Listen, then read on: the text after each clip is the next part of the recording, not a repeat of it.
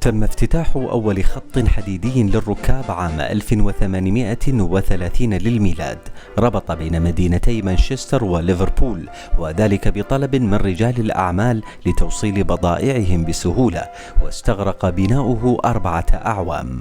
لا أريد الحديث كثيرا عن تاريخ القطارات، لكنني في هذا التقرير سأخذكم هذه المرة عبر رحلتي ضمن أشهر السكك الحديدية، قطار سيبيريا العظيم، والذي يقطع أطول خط سكك حديدية في العالم، ويعود إنشاؤه لعام 1916.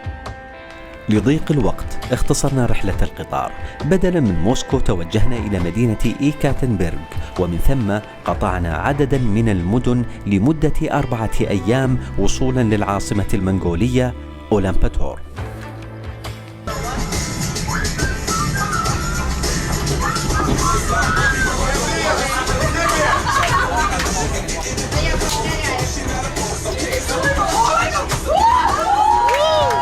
وصلنا الحمد لله إلى منغوليا.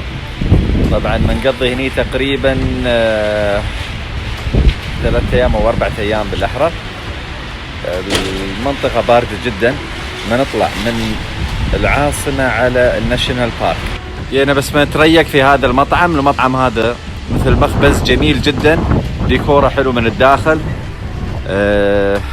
أكله وايد حلوة، أعتقد واحد من أفضل المطاعم الموجودة هني.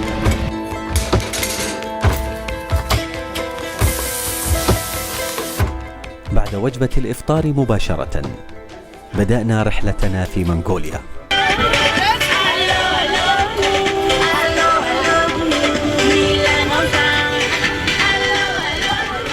توجهنا إلى حديقة خوستاي الوطنية، هي مكان مثالي لتأخذ لمحة عن البيئة السهلية لمنغوليا، والأهم أن تستمتع بمنظر الخيول البرية المنغولية المهددة بالانقراض.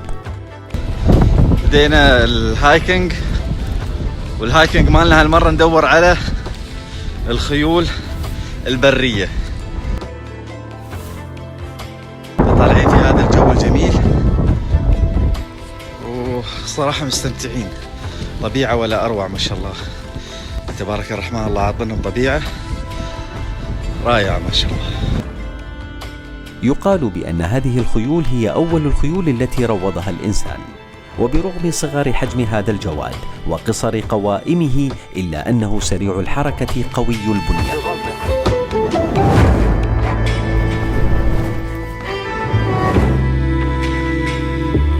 سنحت لنا الفرصة بامتطائه عندما توجهنا إلى محمية ريلج الوطنية، والتي تتميز بمناظرها الطبيعية الخلابة.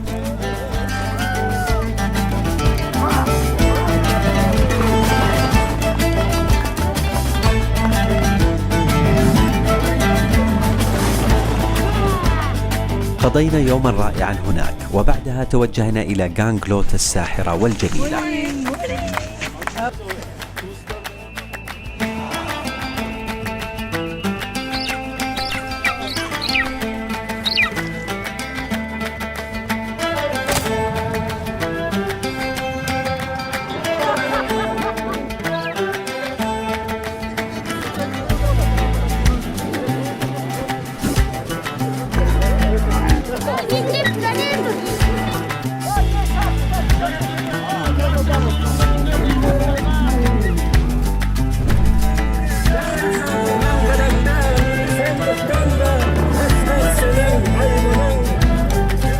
في طريق عودتنا إلى العاصمة توقفنا عند عدة محطات، من ضمنها هذا النصب التذكاري الضخم.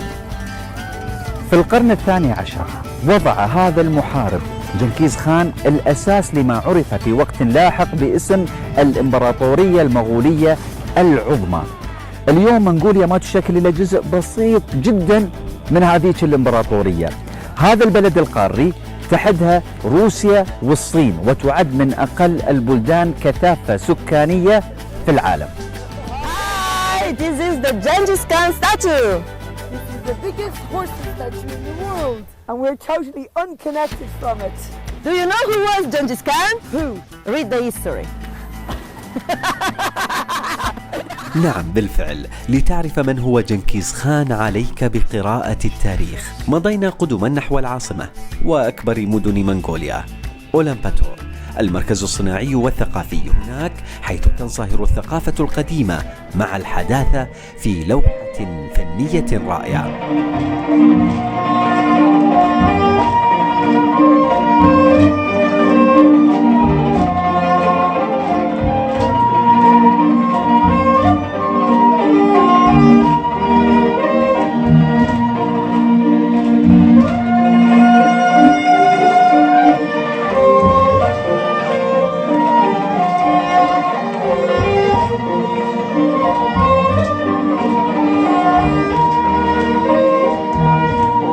المنغوليين بطبعهم أهل جود وكرم، فيهم من طبايع البدو شيء الكثير، حتى أنك ممكن تلاقي الكثير منهم إلين اليوم يعيشون حياة البدو والترحال. عموما كانت هذه مغامرتنا في منغوليا، إن شاء الله استمتعتوا فيها ونشوفكم في جولات قادمة. مع السلامة.